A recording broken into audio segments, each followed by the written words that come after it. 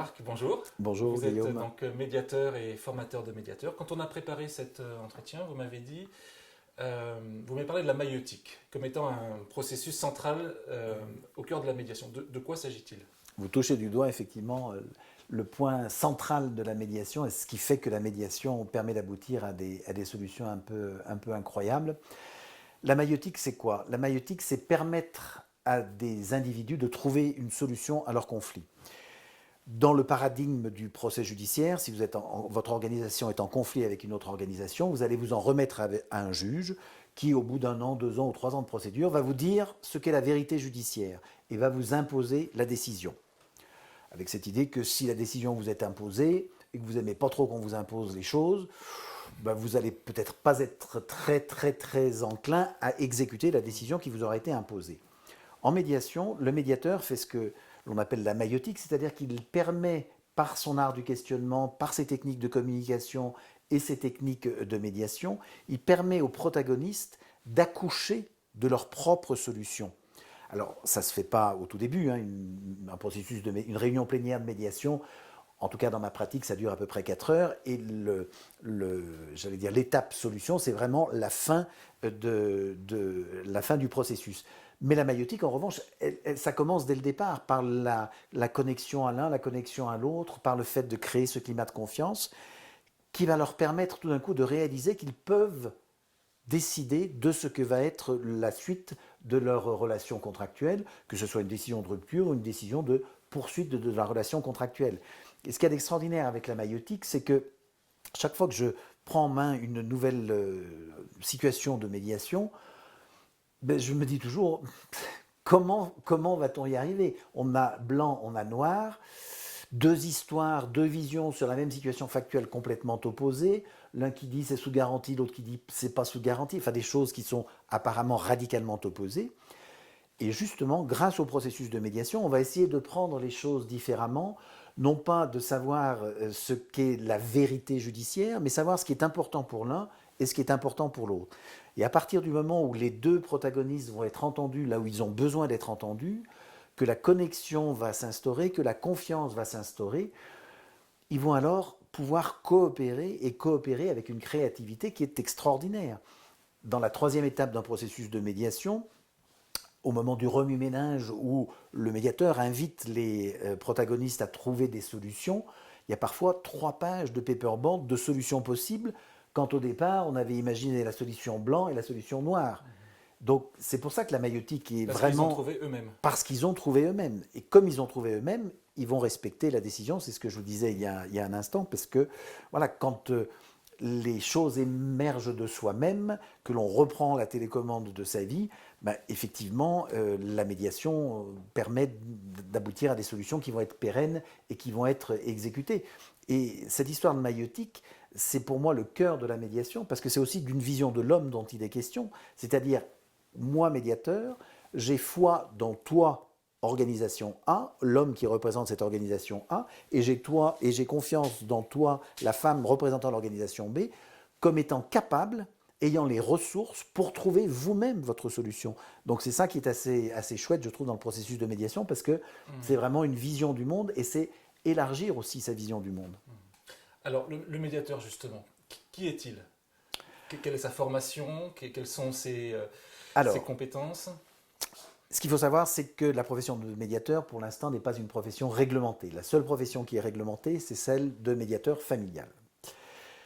C'est un point qui est un point de difficulté, puisque du coup, finalement, comme un psychanalyste, n'importe qui peut s'instaurer médiateur. Vous pouvez demain mettre votre plaque psychanalyste et médiateur, personne ne vous le reprochera. Mettez pas médiateur familial, parce que là, vous allez avoir des ennuis avec la profession de médiateur familial. Donc évidemment, comme la profession n'est pas réglementée et que n'importe qui peut faire n'importe quoi, on a parfois affaire à des gens dont le professionnalisme est un peu à remettre en question. La personne qui veut effectivement exercer ce métier doit suivre une formation. La profession recommande un minimum de 200 heures de formation initiale, plus des heures de formation continue, plus des heures d'analyse de pratique, plus des heures de supervision individuelle. Et je m'attache, moi, dans mon organisme de formation à la médiation, à faire en sorte précisément que voilà, ce support de formation soit extrêmement suivi en formation initiale et en formation continue pour avoir des personnes qui sont en capacité d'accompagner dans le cadre de ce processus de médiation qui est loin d'être un processus qui est simple. Comme toutes les relations d'aide, il faut à la fois du savoir-faire et du savoir-être et ça ne s'improvise pas. Il faut vraiment une formation importante de ce côté-là. Et alors, en entreprise ou dans les organisations publiques, privées aujourd'hui, sur quel sujet on vous sollicite le plus? Alors moi, je fais beaucoup de médiation collective, c'est-à-dire des médiations qui concernent un collectif. On parle de collectif à partir de moments où il y a plus de 10 personnes. Sinon, à moins de 10 personnes, on peut encore utiliser la méthodologie de la médiation interindividuelle. Quand vous avez un collectif de 50 personnes, il faut vraiment appliquer cette méthodologie spécifique de la médiation collective, avec ce dont je vous parlais tout à l'heure, une phase en amont très importante avec le mandant. Est-ce que l'indication de la médiation est la bonne indication? Est-ce qu'il n'y a pas une solution RH à utiliser avant la solution de la médiation? Et globalement, ce sont essentiellement des situations de souffrance au travail, de collectifs qui sont en difficulté. Et toute la subtilité de la chose va être de vérifier si ce collectif n'est pas trop en difficulté, trop en souffrance, et si la médiation a encore une place. Parce que j'avais la semaine dernière un collectif de 12 collaborateurs avec un manager qui avait un management vraiment pathogène. Et ce n'étaient pas les idées que les collaborateurs se racontaient sur ce qui se passait. On les a reçus tous les 10 avec un entretien individuel d'1 heure chacun, et chacun avait des situations extrêmement précises qui s'apparentaient au harcèlement. Donc ce n'étaient pas des idées qu'ils se faisaient de la situation, il y avait effectivement un management pathogène.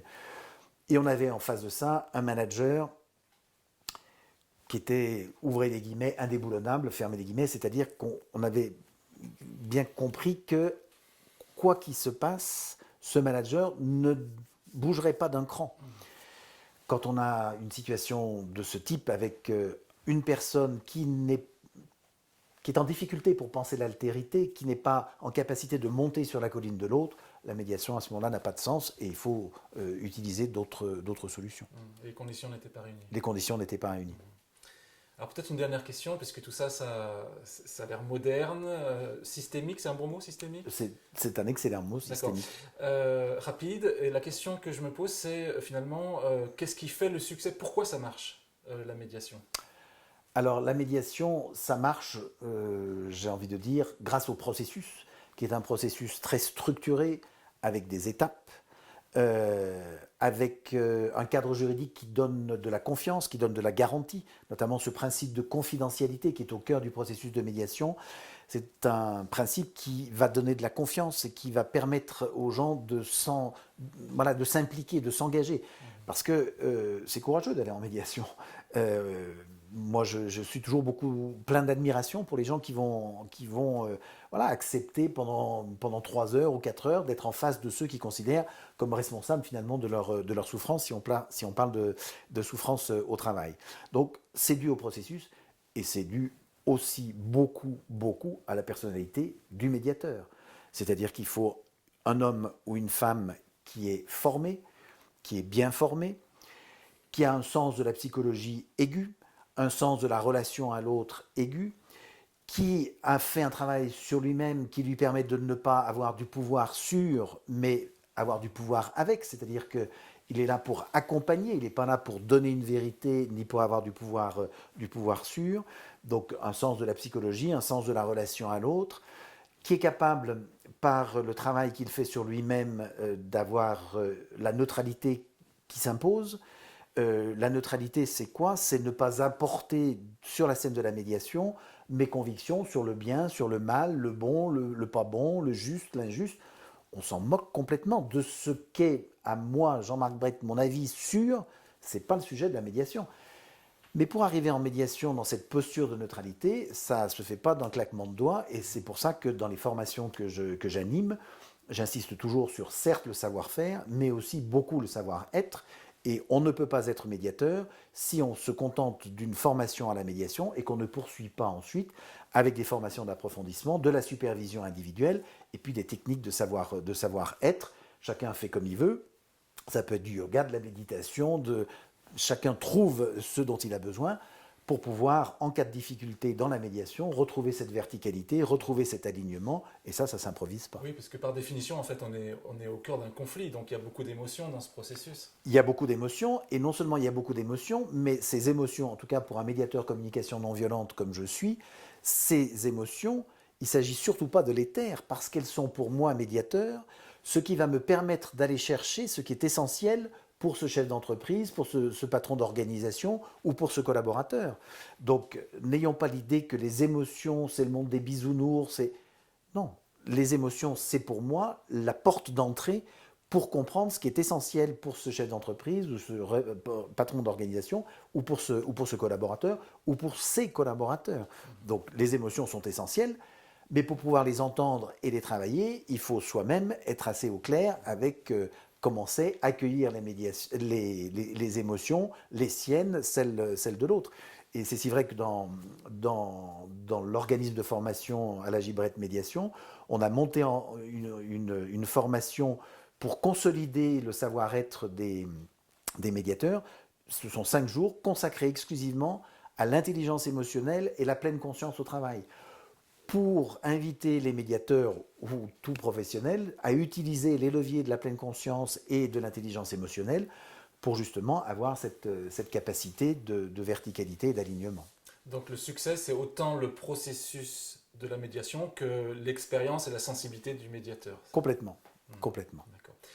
Alors, ça marche tout le temps, de temps en temps, assez souvent? Alors, on raconte, et c'est ce que j'observe moi dans mon expérience depuis 2003, que 80% des dossiers qui partent en médiation aboutissent à un accord. Donc 80%, c'est quand même énorme. Si on a en tête que, par exemple, devant le Conseil des prud'hommes, alors devant le Conseil des prud'hommes, c'est une phase de conciliation, c'est pas de la médiation, et ça se fait en quelques minutes, mais leur taux d'accord est de l'ordre de 7%. Donc on voit quand même la différence entre un processus de conciliation mené en quelques minutes et puis le processus de médiation qui vous permet, dans 80% des cas, d'aboutir à un accord. J'ajoute que, même dans les 20% où il n'y a pas d'accord, je ne considère pas, moi, que la médiation a échoué.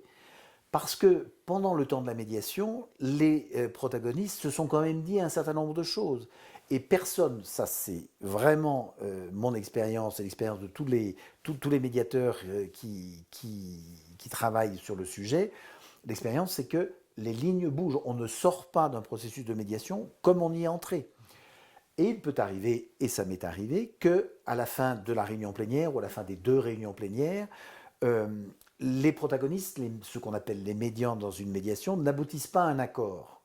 Et que 4 mois ou 6 mois après, on apprenne par la bande finalement que les médians se sont parvenus à un accord à l'issue du processus de médiation. Donc, même s'il n'y a pas eu d'accord lors du processus, ce qui arrive simplement dans 20% des cas, de toute façon, ça fait bouger les lignes et ça permet de restaurer un minimum de dialogue et de confiance. D'accord, ok. Alors, si pour finir, on pouvait résumer cet outil en quelques mots, les points saillants, ce serait? Les points saillants, une confidentialité qui vous permet de tout dire ce qui est important pour vous, un processus structuré qui concerne le monde des organisations comme tout le champ des relations humaines, la nécessité pour le médiateur de se former, d'être formé à la fois sur le savoir-faire, sur le savoir-être, un processus qui vous permet de reprendre la télécommande de votre vie, puisque c'est vous qui allez trouver votre solution, un médiateur qui fait de la maïeutique, et puis surtout, un médiateur qui va creuser la situation conflictuelle et qui ne va pas se contenter de la partie émergée de l'iceberg, à savoir régler le litige. Et c'est parce qu'on va s'intéresser à la situation conflictuelle que l'on va recréer de la connexion et de la confiance, que les parties vont pouvoir elles-mêmes trouver leur solution. Très bien. Merci beaucoup, Jean-Marc. Merci à vous. Merci.